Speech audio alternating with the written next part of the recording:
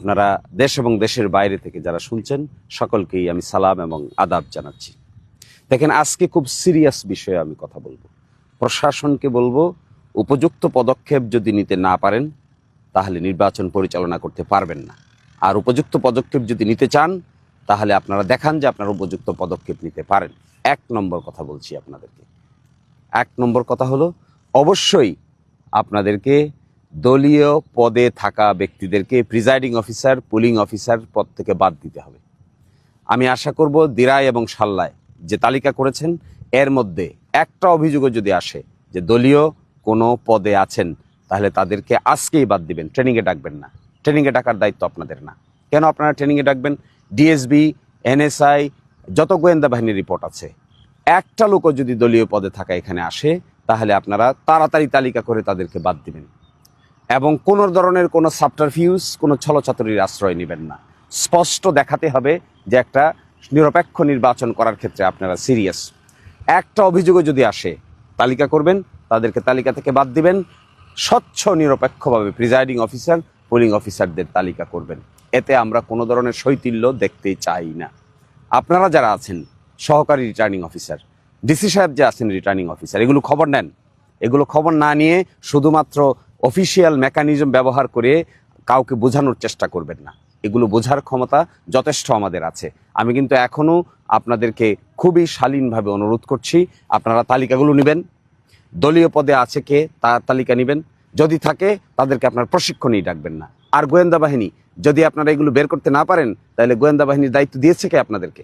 এগুলো থেকে তাড়াতাড়ি সুস্পষ্ট পদক্ষেপ গ্রহণ করুন। দ্বিতীয়ত, সিসিটিভি ক্যামেরা দিন। ঝুঁকিপূর্ণ সেন্টার তালিকা করেছেন, সিসিটিভি ক্যামেরা বসবে। প্রতিটা সেন্টারে আমি খবর পেয়েছি 6টা সিসিটিভি ক্যামেরা বসবে এবং প্রিজাইডিং অফিসার এটা মনিটর করবেন এবং এটা রেকর্ড থাকবে। নির্বাচনের সময়, নির্বাচনের আগে এবং পরে আমরা যে কোনো সময় এই ভিডিও রেকর্ড দেখতে পারবো।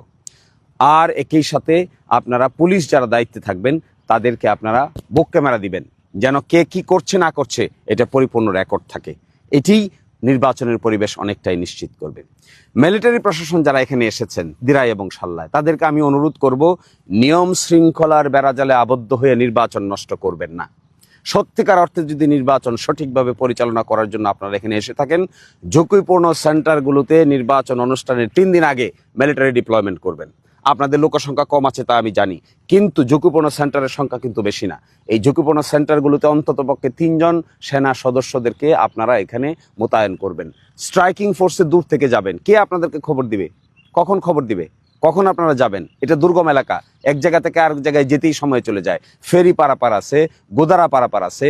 এগুলোকে আপনারা আমাকে কেউ কেউ বলেছেন সাবস্টেশন করবেন, করেন সাবস্টেশন করাতে আমাদের কোনো আপত্তি নেই। আপনারা একটা সেন্ট্রাল স্টেশন করেন, সাবস্টেশন করেন। এরপরে এই অঞ্চলের মিলিটারি কমান্ডিং দায়িত্বে যারা আছেন তাদের দৃষ্টি আকর্ষণ করছি আমি। আপনারা যারা শান্তিগঞ্জ থেকে এগুলো নিয়ন্ত্রণ করার জন্য আসছেন, শান্তিগঞ্জ থেকে দেখবেন। দিলাই থেকে যারা নিয়ন্ত্রণ করতে আসছেন সেই মিলিটারি কমান্ডার দিলাই থেকে দেখবেন। সাল্লা থেকে যে নিয়ন্ত্রণ করতে আসছেন সেই মিলিটারি কমান্ডার সাল্লা থেকে দেখবেন বলে আমি আশা করি। আপনারা সাবস্টেশন বানান, আমাদের কোনো আপত্তি নাই।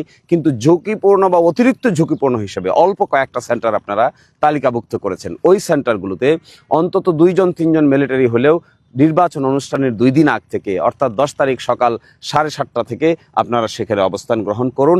আপনাদের এই ঝুঁকিপূর্ণ সেন্টারগুলোতে অবস্থান গ্রহণ করার মেসেজ